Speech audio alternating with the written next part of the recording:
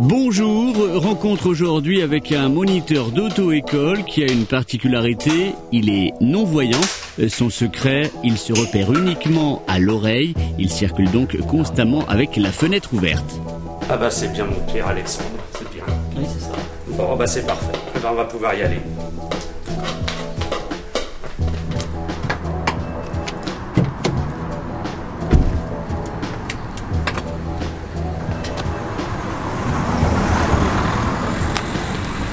L'arrière.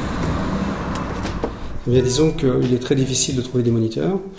Et donc, par manque de choix, j'ai pensé qu'il était bon quand même d'avoir un moniteur, même aveugle, puisque il fallait quand même lui donner sa chance. Bon, allez, tournez à droite. Après, vous me prenez la première à gauche, si vous en avez une. Alors excusez-moi, mais comment vous faites pour vous repérer dans cette jungle urbaine en fait? À l'oreille.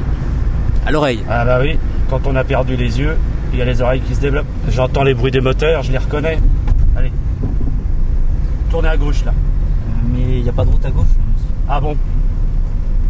Ah bon? Vert!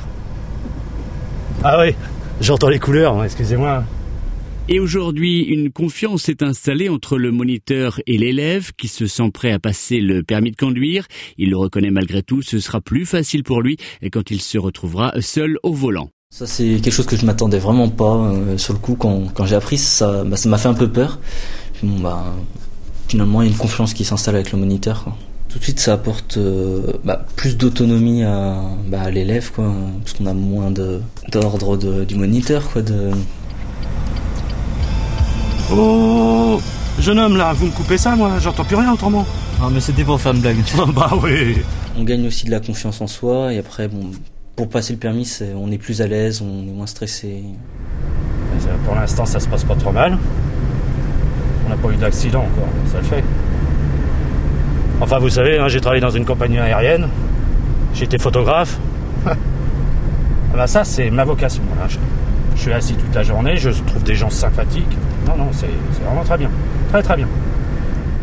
Et une chose que vous avez peut-être remarqué, je conduis en chaussettes. Ah bien parce que ces chaussettes sont étudiées et les doubles commandes sont étudiées en braille. Et c'est vraiment, au monde, c'est le seul véhicule qui est équipé comme ceci. Voilà, doucement, doucement, doucement. Hop, on ne pousse pas les rapports comme ça. Et vous savez à combien il roule? Par rapport au bruit, oui, je pense. Il doit être autour de 2200-2300 tours, donc il doit être à 80-90. Alors, vous êtes quand même conscient que vous exercez un métier un petit peu improbable par rapport à votre handicap. Pourquoi avoir fait ce choix de métier où la vue est très importante? Parce que je voulais devenir célèbre, comme mes amis Ray Charles, Gilbert Montagnier. Bon, ils sont bien comme moi, ils sont devenus célèbres. Et ben moi, grâce à ça, voilà la preuve, vous êtes là. Vert. Bien, au début, ça pouvait paraître un peu risqué, mais bon, au niveau de la profession, il n'y a pas de problème. Bon, maintenant, de là à lui confier la moto, c'est un peu difficile. Ça sera sûrement, s'entraîner pas mal, mais bon, après tout, le fait d'être aveugle, ça ne pose aucun problème. De toute façon, il ne voit pas le danger. Enfin, sachez qu'un reportage consacré à Jean-Pierre a été réalisé par nos confrères de TF1. Vous pouvez le visionner en cliquant sur le lien situé sous la vidéo.